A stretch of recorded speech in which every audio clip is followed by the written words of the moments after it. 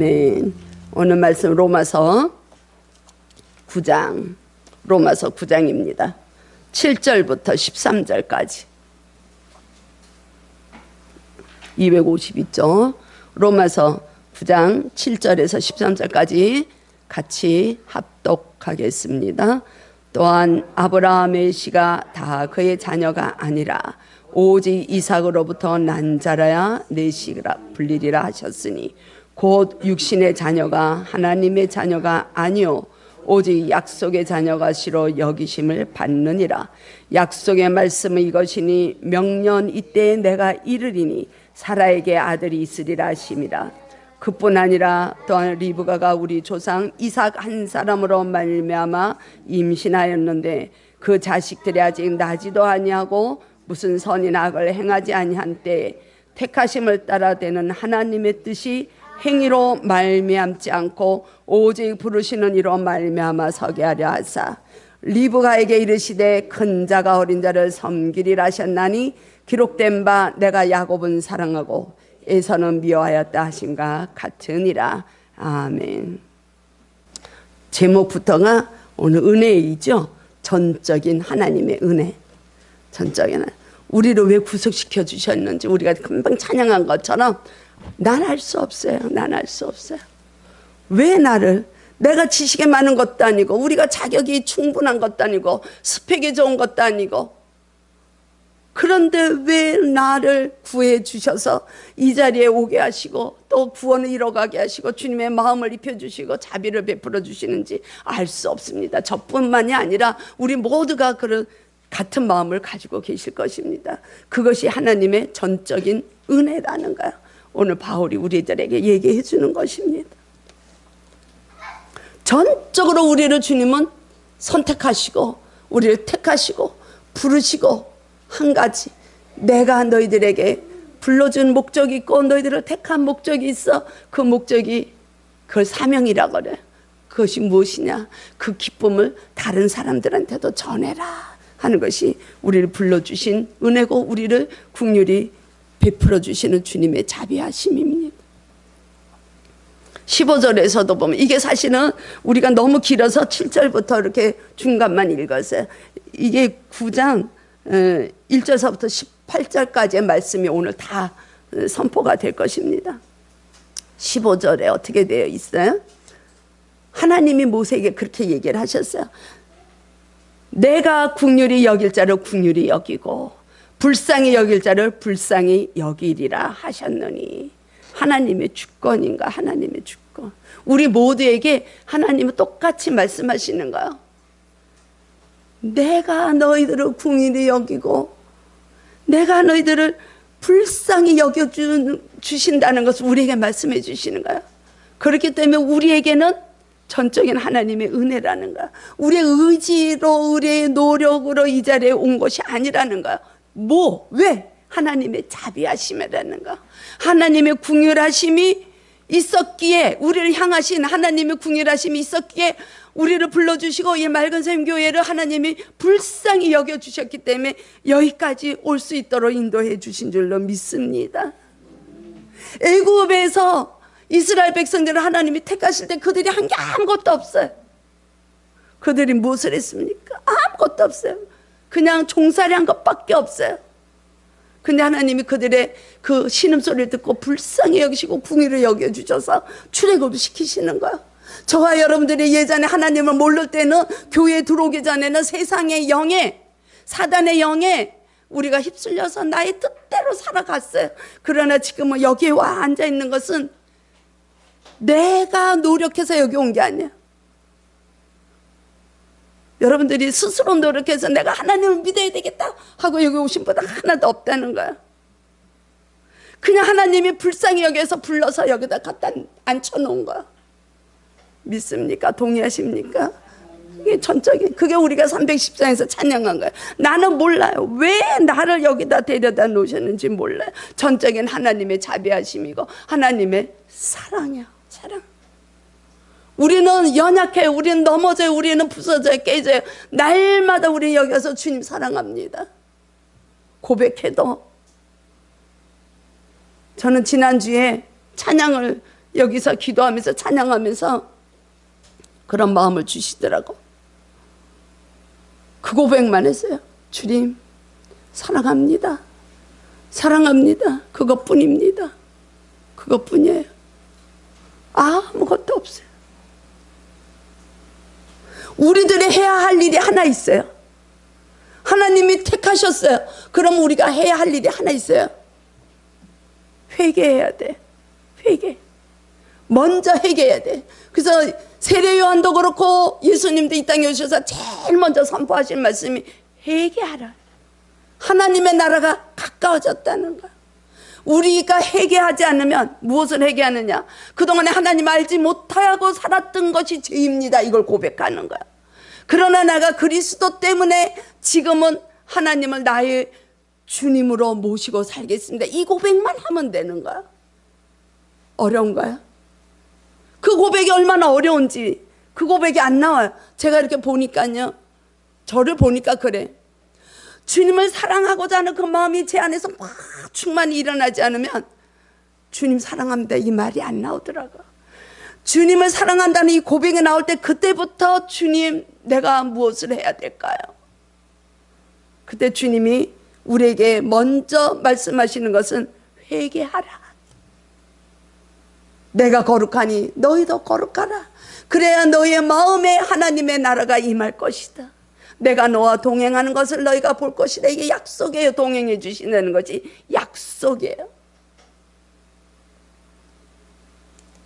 저와 여러분들은 원죄, 우리가 하나님 알지 못하는 그 죄는 이미 그리스도로 인하여서 십자가의 사랑으로 이미 다 죄사함이 이루어졌습니다. 그러나 우리가 연약한 인간으로서 날마다 살아나갈 때 나의 분이 나오고 나의 시기가 나오고 나의 미움이 나오고 우리가 알지 못하고 내 뜻대로 생각하고 나갈 때 그게 죄라는 것을 우리는 날마다 돌이키는 거야. 그게 회개, 하나님을 바라보는 거. 하나님이 거룩이라는 게 하나님이 그거야. 나랑 같이 나를 좀 봐봐. 나를 좀 봐봐. 같이 가자. 이게 거룩이에요. 어렵지 않나? 그래서 하나님은 먼저 그 거룩한 백성으로 이 불순종의 죄가 들어온 다음에 하나님은 계획이 딱 하나예요. 하나님과 부조화된 모든 인류뿐만이 아니라 모든 피조물이 하나님과 다시 조화를 이루도록 하나님이 계획하시는 것이 한 가지 하나님의 목표예요. 그게 창세기 3장 15절이에요.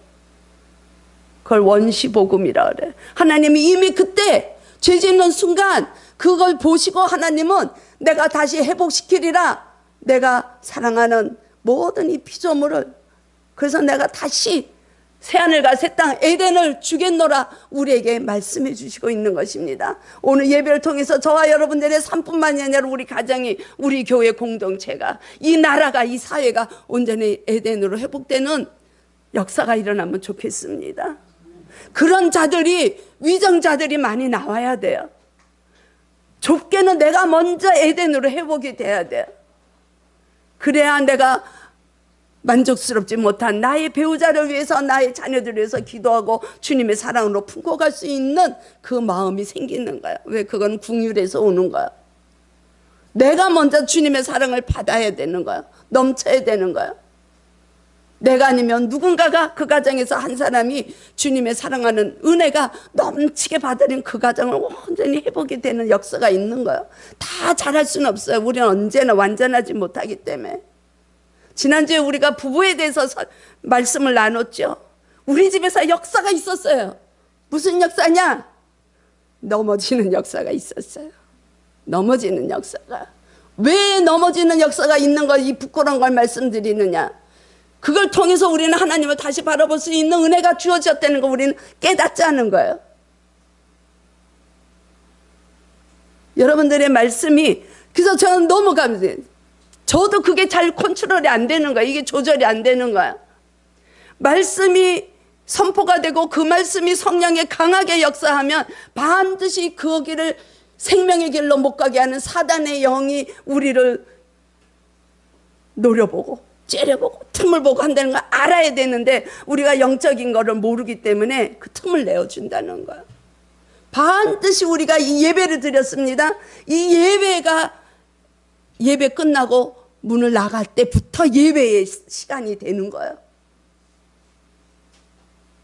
축도 끝나고 집으로 가는 그 일주일간의 삶 속에서 예배자가 되어야 되는 것이 예수님 우리에게 영과 진리로 예배하는 자라 그랬어요. 그 영과 진리로 예배하는 자를 하나님은 지금도 찾고 계시다 이렇게 말씀하십니다. 그래서 우리는 이 한 시간이 온전히 예배를 우리의 구원을 이뤄갈 수 있는 건 아니에요.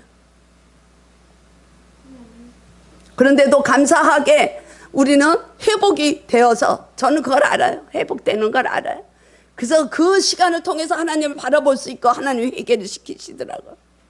회개를 시키시는 거예요. 왜? 감사가 없느냐고 그렇게 말씀하시는 거예요. 제가 여기서 펑펑 울었어요. 왜 감사가 없냐? 우리가 낮은 곳을 바라보지 못하기 때문에 감사가 없는 거잖아요. 우리는 많은 걸 들고 있으면서도 내가 족한 줄을 모르고 살아가는 거예요. 하나님은 예수를 믿는 사람들은 그런 삶을 살아가라고, 하나님 뜻에 맞는 삶을 준행하라고, 말씀에 준행하라고 우리를 불러주시고 택하시고 이 자리에 오게 하시는 거예요. 그렇지 않으면 뭐 하려고 힘들게 여기까지 와서 우리가 하나님을 대하고자 합니까? 그래서 이 하나님은 온 인류를 모든 피조물을 회복시키시기 위해서 먼저 유대인을 택하셨어요. 이스라엘 백성들을 택하시고 그들을 통해서 열방이, 이방인이 모든 피조물이 회복되기를 원하시는 거예요. 그래서 그 유대인들을 먼저 택하시고 하나님의 백성으로 삼으시면서 주신 약속이 있어요.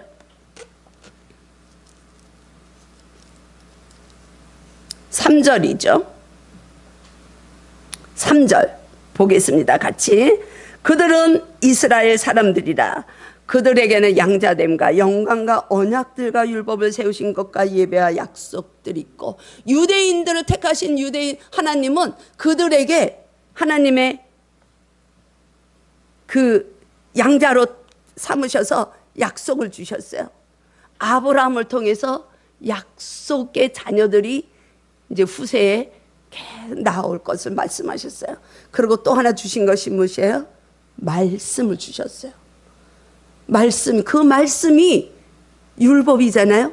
십계명, 토라.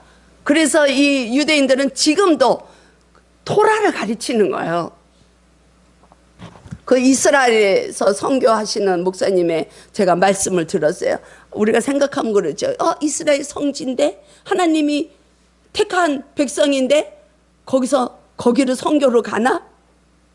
근데 그 목사님의 이렇게 이야기를 들으니까요, 그들은 예수님 안 믿잖아요. 갈멜산 근처에서 사역을 하시는데 거기 유대인들은 태어나면 그대로 이 토라, 모세오경, 율법을 가르치기 때문에 그 예수님을 전하는 게 너무 어렵다는 거, 불모지라는 거. 불모지. 그들은 예수님을 약속을 받았는데도 불구하고, 하나님이 약속을 해주셨고 말씀으로 약속을 해주셨는데도 불구하고 그 유대인들은 우리가 잘하는 것처럼 어때요?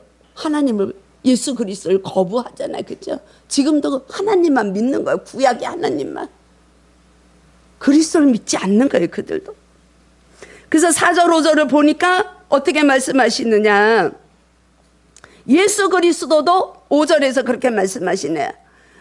그 이스라엘의 혈통을 통해서 그리스도도 육신으로 오셨다 이렇게 말씀하고 있는 거예요. 그런데 그 이스라엘 백성들이 잘나서 큰 민족이라 그러냐? 그렇지 않다는 거예요. 내가 너희들이 제일 약한 민족이고 제일 작은 민족이기 때문에 너희를 택했다는 거예요. 우리가 자격이 있어서가 아니라, 우리가 의로워서가 아니라, 우리가 너무 똑똑해서가 아니라, 우리가 보잘것없기 때문에 하나님은 우리 개개인을 불러주신 줄로 믿습니다. 그게 하나님의 은혜라는 거. 그래서 지식인들은 예수님 믿는 게 어려워요. 내 생각과 부딪히고 어떻게 이 천지를 어떻게 동정녀에서 사람이 나오고 우리가 아는 지식은 부부가 결합해야지만 사람이 생명이 나오는 걸 알지만 여기서는 성령으로 잉태될 때는 우리 믿을 수가 없어요. 우리 전지전능하신 하나님의 생각을 우리의 생각이 뛰어넘으려고 그래. 한마디로 웃기는 거지. 웃기는 거야. 근데 이 바울이 그런데 그 택한 이 이스라엘 백성들을 왜 예수 그리스도를 거부하고 하나님의 말씀이 있고 하나님의 약속을 해주셨는데 왜 하나님을 그리스도를 거부하고, 그게 너무 안타까운 거야. 이게 우리도 그러잖아요. 내가 하나님을 진실로 만나니까, 야, 저는 예전에 제가 예수님을 알지 못했을 때는 교회를 다녀도 그 교회 다닌 것 자체만 자랑을 하는 거. 우리는 나는 교인이야, 나는 천국 백성이야. 그게 교만이라는 거야. 그게 웃기는 거야. 그래서 저는 인격적으로 하나님을 만나야 된다는 거 저는 이해를 못했어요. 무슨 인격적으로 무슨 하나님을 어떻게 만나라는 건지. 그런데 제가 진짜 예수님을 인격적으로 만나니까 너무너무 우리 가정의 한 영혼 한 영혼, 우리 자녀들 한 영혼 한 영혼이 너무 궁휼함이 펴지는 거야. 너무 안타까운 거야. 왜 나처럼 이렇게 못할까? 왜 나처럼 이렇게 그들이 기도를 안 할까? 왜 나처럼 말씀을 안 볼까? 왜 나처럼 이게 오는 거야. 이게 자기 의의를 드러내는 교만인 거지. 그러나 한쪽에서는 그런 애타는 마음, 궁휼한 마음이 있는 거야. 왜 그렇게 이야기하는데 왜 우리 형제들이 복음을 받아들이지 못할까? 너무 안타까운 거야. 왜 우리 조카가 지금도 계속 기도하고 있는데 왜 조카들이 복음을 거절할까? 한마디로 그들이 너무 아는 게 많은 거야. 너무 그들이 유식한 거야. 너무 그들이 가지고 있는 게 많은 거야. 근데 이 바울이 그런 거야. 자기가 유대인이잖아. 바울은 유대인이야. 그래서 자기가 그래, 나는 유대인 중에 유대인이고 바리새인 중에 바리새인이다. 그래서 하나님의 계명을 철저하게 지키며 나간 이 바울이, 그래서 예수를 믿는 자들을 핍박하고 죽이는 앞장선 바울이 예수님을 만나고 나니까, 부활의 생명이 들어오고 나니까 너무 자기 동족이 너무 불쌍하고 너무 안타까운 거야. 그게 1, 2절에 있어요. 1, 2절 보겠습니다. 내가 그리스도 안에서 참말 진짜 내 마음이 진짜 이렇다는 거야. 거짓말을 하지 않으니 나에게 큰 근심이 있는 것과 마음에 그치지 않는 고통이 있다는 거예요. 그 마음이 무엇이냐? 왜 우리 같은 동족이 그리스도를 외면할까? 이 근심인 거야. 이 근심. 안타까운 거야. 안타까운 거야. 여러분들 그냥 교회 들어왔다고, 이 유대인들은 자기네들이 선민이라는 걸 자랑하는 거야. 그래서 우리는 구원받은 백성이야, 이것만을 자랑한 거야. 그러나 하나님의 명령은 말씀을 준행하라는 거야. 말씀을 지키고 행하라는 거야. 우리는 여기서 도전을 받아야 됩니다. 내가 교회 들어와서 교회 생활을 몇십 년 하고 나는 모태신앙이고 나는 정말 교회를 다닌다고 땅땅거리고 다니는데 나는 그것으로 만족하면 나는 천국 백성이라고 그러고, 교회 안 들어오는 사람들은 왜 안 들어와, 왜 몰라, 우리는 손가락질을 하고 있지는 않는가. 그런데 정작 내 자신은 정말 주님을 내가 아버지라고 당당하게 부르고 있는가? 그러면 아버지의 자녀로서 내가 당당하게 주님의 말씀하시는 것을 준행하며 가고 있는가? 이걸 우리는 도전받아야 되는 거예요. 한 주간 여러분들이, 저도 여러분들도 그런 고민 속에서 우리가 한 주간을 살아나가면 좋겠습니다.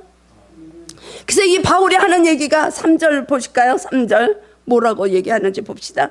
나의 형제 곧 골육의 친척을 위하여 내 자신이 저주를 받아 그리스도에게서 끊어질지라도 원하는 바를. 이게 근심이에요. 이게 바울의 마음에 그치지 않는 고통이에요. 우리 동족들이 구원을 받는다면 나는 저주를 받아도 괜찮다는 거야.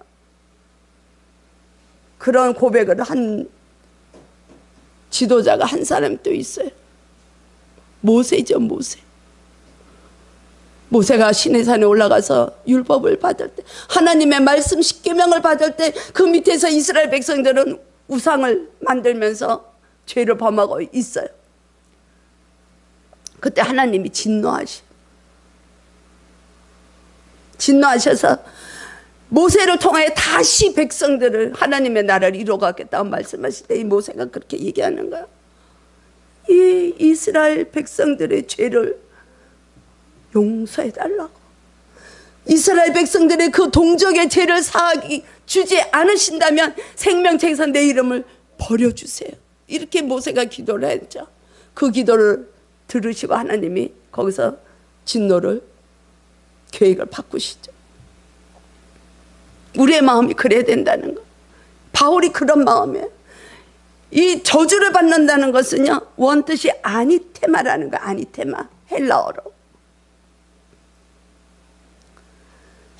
그 저주를 받아서, 내가 하나님 앞에 고통을 받아서도 나의 그 의도가 하나님께 올려지는 것을 이야기하는 거예요. 예수님이 그러신 분이잖아요.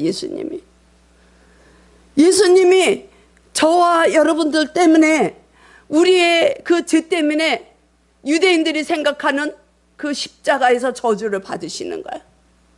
우리는 십자가의 사랑이라고 이야기를 하지만 유대인들에게는 저주의 십자가의 차용은, 저주받는 자들만이 십자가에서 차용을 당하는 거야. 그렇지 않으면 다 돌로 쳐서 죽여요. 십자가의 그 나무 십자가에 달린다는 거는 완전히 그냥 제일 마지막 저주받는 삶이에요. 예수님은 저 때문에, 여러분들 때문에 십자가에서 저주를 받으셨어요. 저주를 받으시고 그 저주가 어떻게 됐습니까? 하나님 앞에 올라갔어요. 하나님 앞에 올라감으로써 그 부활하신 그 승리의 그 주님의 사랑이 저와 여러분들을 살리신 것이라는 거예요. 그것이 이 바울이 내가 저주를 받는다 하는 뜻과 같다는 거예요. 원래 뜻이. 그리스도인들이냐? 그렇게 살아야 된다는 거예요. 더군다나 더더욱 목사냐, 권사냐, 장로냐, 직분자들이냐, 더더욱 그런 마음으로 살아야 된다는 거예요. 똑같은 마음으로. 그래서 우리 안에 국률함을 가져야 된다는 거예요.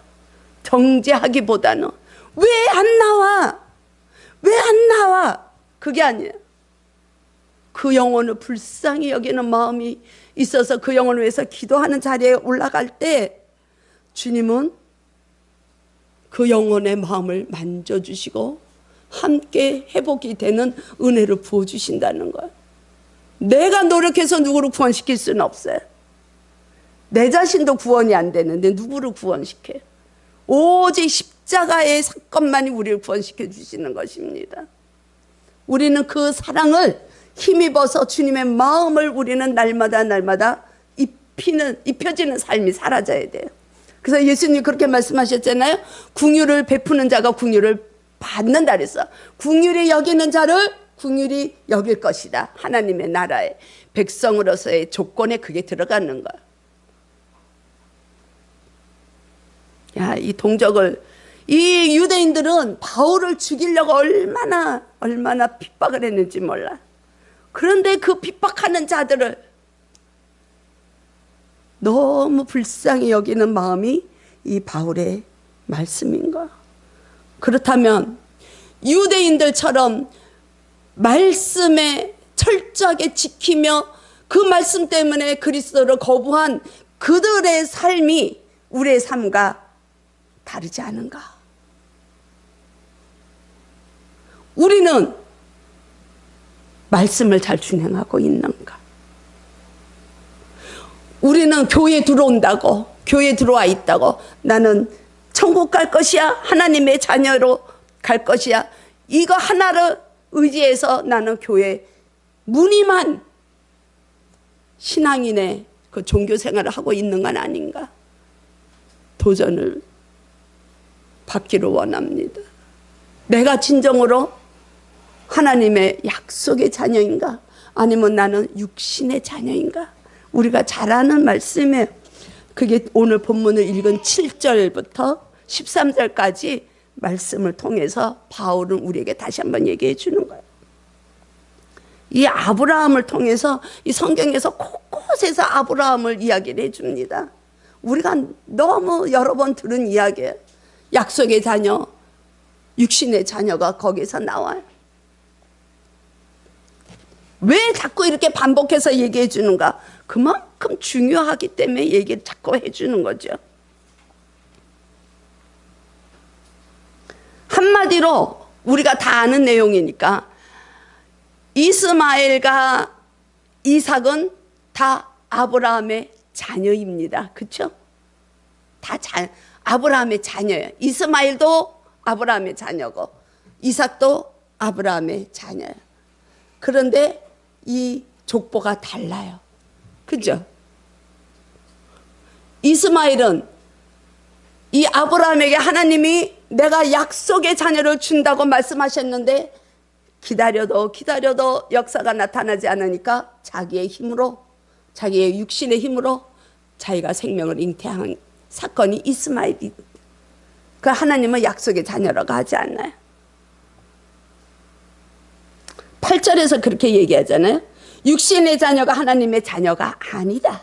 7절에서는 뭐라 그래요? 오직 이삭으로부터 난 자만이 약속의 자녀다, 이렇게 얘기하는 거예요. 우리가 교회에 들어와서 신앙생활을 하고 있지만 우리가 육신의 자녀인가, 아니면 하나님의 자녀인가, 말씀의 자녀인가, 약속의 자녀인가, 이거를 점검해 봐야 된다는, 내 자신이. 나의 삶을 나의 생각대로 내가 주관해서 세상 방법으로 살아간다면 100% 육신의 자녀입니다. 교회에 들어와 있어도. 죄송하지만 내가 갈 길이 너무 험난하고 너무 힘들고 나가는 이 길을 가고 싶지 않지만 주님의 말씀하셨기 때문에 내가 이 길을 택해서 간다면 그거는 약속의 자녀가 분명합니다. 우리 스스로는 어디에 속하는지 우리가 점검해 볼 필요가 있는 것이죠. 그래서 우리가 성경에서도 보면 족보가 나와요. 누가 누구를 낳고 하는데 우리는 그걸 너무 정말 참 경홀히 여기는데 그거 굉장히 중요한 계보입니다. 거기에는 하나님의 약속의 자녀들이 기록이 돼 있어요. 육신의 자녀들은 거기서 다 빠져 있는 거야. 그 계보가 쭉 이어져서 그리스도를 통해서 오늘 저와 여러분에게까지 영적 이스라엘 계보로 내려오는 것입니다. 그 계보는 우리가 어디에 따라가야 되는가? 굉장히 이거는 중요한 문제죠. 유대인이라 할지라도 하나님이 다 선택하지 않았다는 걸 이 바울이 깨닫는 거예요. 그래서 이 9장부터 11장까지가 왜 유대인들을 하나님이 그런데도 택하셨는데도 그냥 놔두고 계시는가? 그 기록이 11장까지 가는 거예요.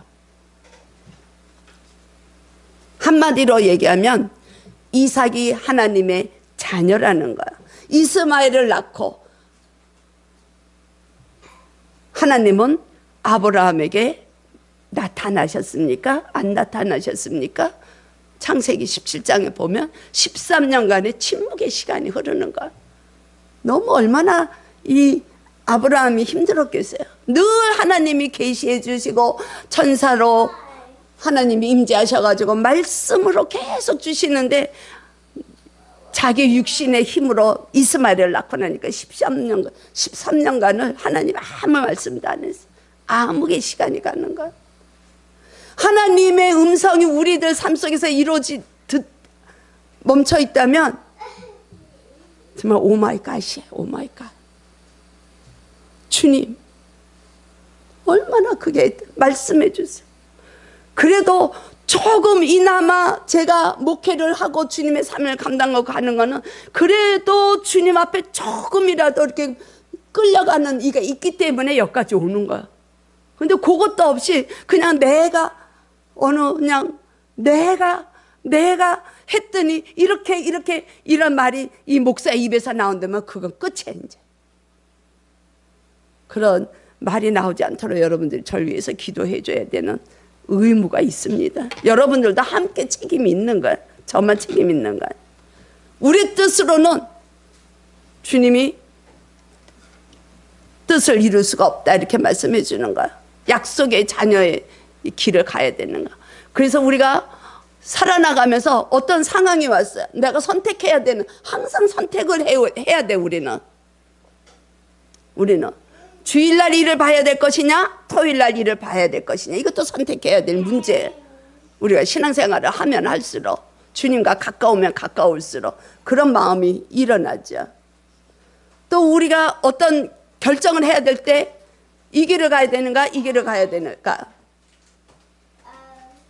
여러분들은 힘든 길을 가세요. 힘든 길을 가시는 것이 하나님의 뜻이에요. 힘든 길을 갈 때 우리는 하나님을 바라볼 수가 있고, 협착한 길은 협착한 길은 사람이 찾질 않아요. 넓은 길을 택하고 순조롭게 가는 길을 좋아해요.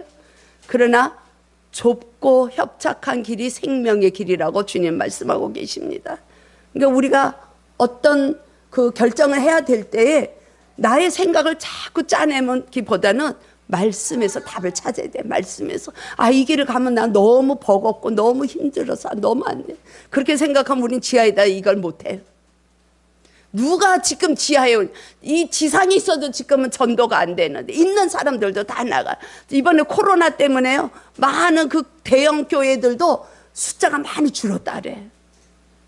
몇 주간 이 방송으로 예배 드리다 보니까 그 훈련들이 안 돼 있어가지고 처음에 나올 때는 좀 게림직하다. 두 번째 안 나올 때는 그래도 좀 찝찝하긴 한데, 일단 세 번, 네 번 가니까 아예 무뎌져가지고 교인 수가 그렇게 줄었다 그래요. 큰 교회들도. 근데 우리는 얼마나 감사합니까? 이 지하에 사람들이 볼 때 어디 그 지하에서 선한 것이 나오겠냐, 나사렛에서 예수가 나오겠느냐, 그렇게 얘기해. 선한 것이 나오겠느냐 그러거든요. 또 우리는 이렇게 잘 가고 있으니까, 건강한 교회니까 얼마나 감사한지 몰라. 그래서 그러신 것 같아요. 주님 왜 감사한 게 없냐고 이렇게 책망을 하시는 거예요. 우리는 높은 걸 바라보면 안 돼. 낮은 데를 바라봐야, 정말 그 아프리카에서 애들 물을 주는데 그 더러운 물도 먹어야 되니까 먹는 그런 걸 보면 감사가 너무너무 많아. 우리는 구원을 받은 자체가 감사해. 구원을 받은 자체가, 복음을 알고 간다는 자체가 감사한 건데 뭐가 그렇게 힘든 일이 많은지, 우리는 그게 우리의 모습이라는 거야. 뭐 이삭뿐입니까? 이삭하고 그 리브가의 사이에서도 그래요. 리브가에서도 그 자녀가 나오는데 그 말씀이 여기 11절에 기록을 해놓고 있어요. 이삭 한 사람으로 말미암아 임신이 됐어요, 리브가가. 근데 11절에서 그렇게 얘기합니다. 그 자식들이 나오지도 않았는데 택함을 이미 받는 거. 하나님은 택하시는 거예요. 무슨 선이나 악을 행하지 아니한 때에 그 뱃속에 쌍둥이가 있는데 에서와 야곱이 그 뱃속에서 무엇을 한 게 없어요. 하나님 앞에 택함을 받기 위해서 그들이 한 일이 아무것도 없어요. 태중에 있을 때 하나님은 13절에서 그렇게 얘기하죠. 야곱은 사랑하고 에서는 미워하였다 하심과 같으니라. 그래서 12절에서도 보면 리브가에게 그렇게 하나님이 말씀을 해주세요. 큰 자가 어린 자를 섬기리라. 그래서 여기서 야곱이 택함을 받는 거야. 미워하였다. 이걸 조심해야 돼. 미워했다. 하나님은 미워서 버리나? 택하지 않나? 그럼 왜 만들었어? 그게 아니에요. 하나님은 사랑이시라며 왜 나를, 그러면 택한 자는 뭐고 택하지 않은 자는 뭐야? 그게 무슨 하나님의 사랑이야? 우리 이렇게 반문할 수가 있어요. 근데 여기서 미워하였다는 것은 아예 버리고 아예 그를 뭐 택하지 않은 이게 아니에요. 쌍둥이가 있지만 하나님은 하나님의 나라를 이루어가는 족보에서 야곱을 택해서 쓰시겠다는 거예요. 우선순위야, 우선순위. 야곱을 택한다는 거야. 에서를 미워하는 게 아니에요.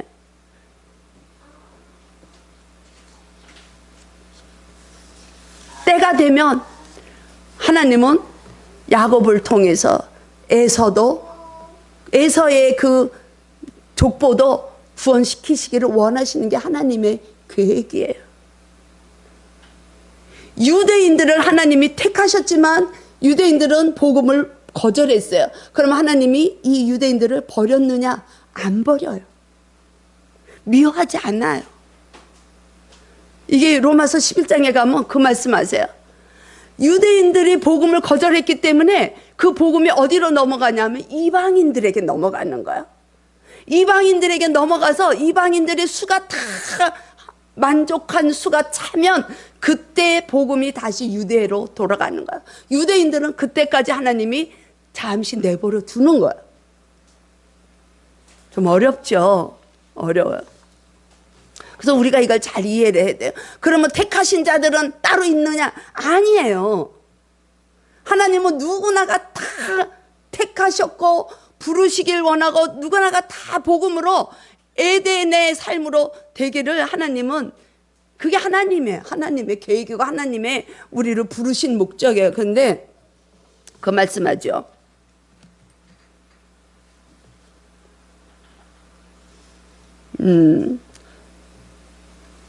출애굽기에서 보면 그게 나와요.